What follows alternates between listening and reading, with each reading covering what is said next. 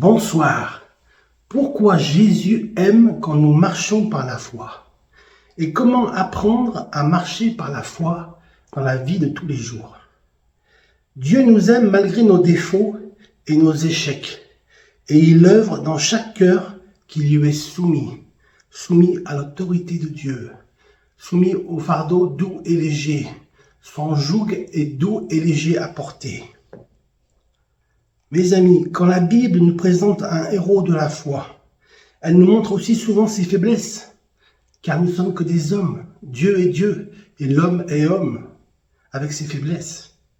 Pensons à Abraham, comme Dieu l'a béni. Comme nous tous, il avait des défauts, des péchés, il a péché, il a commis des erreurs.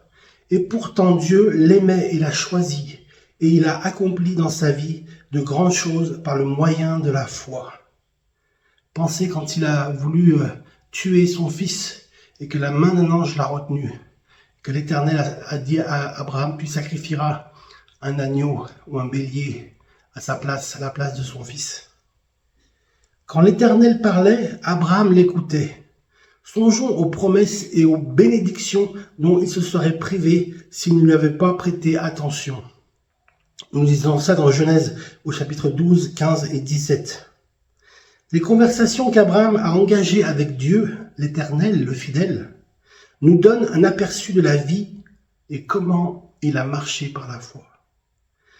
Marcher par la foi, c'est être à l'écoute de Dieu, faire silence et écouter la voix de Dieu. Car Dieu communique sa volonté à ceux qui l'écoutent, qui écoutent sa parole dans sa présence. Obéir à Dieu, nous montrons ainsi à Dieu que nous lui faisons confiance et notre foi s'affermit jour après jour au fur et à mesure que notre vie se déroule.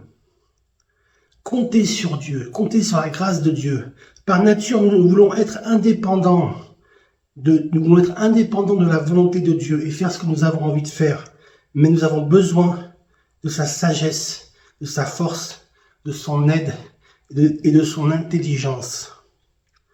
S'attendre à Dieu. Notre attente patiente de son moment permet à Dieu de nous bénir et nous garde de commettre des bévues, des erreurs, la malchance comme on dit. En connaître ces erreurs et en tirer des leçons. Ça, c'est toute la question. Dieu élève celui qui s'abaisse et il abaisse celui qui s'élève. Matthieu chapitre 23 verset 12. Priez mes amis, priez Dieu de vous aider à aller de l'avant. En avant, Ayastan, comme on dit en arménien. En avant l'Arménie, en avant l'arménien.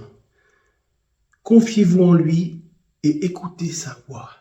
Écoutez la voix de Dieu dans le secret de votre cœur. Attendez-vous à recevoir chaque matin une parole du Seigneur, d'encouragement, d'avertissement, de bénédiction dans le lieu secret. Dieu vous aime tant. Lisez Jean 3,16. Dieu vous a tant aimé qu'il a envoyé son Fils unique afin que quiconque croit en lui ne périsse point, mais qu'il ait la vie éternelle. Car c'est un Dieu d'amour, c'est un Dieu qui aime aimer. Et donc, il aime quand vous marchez avec lui dans le lieu secret par la foi.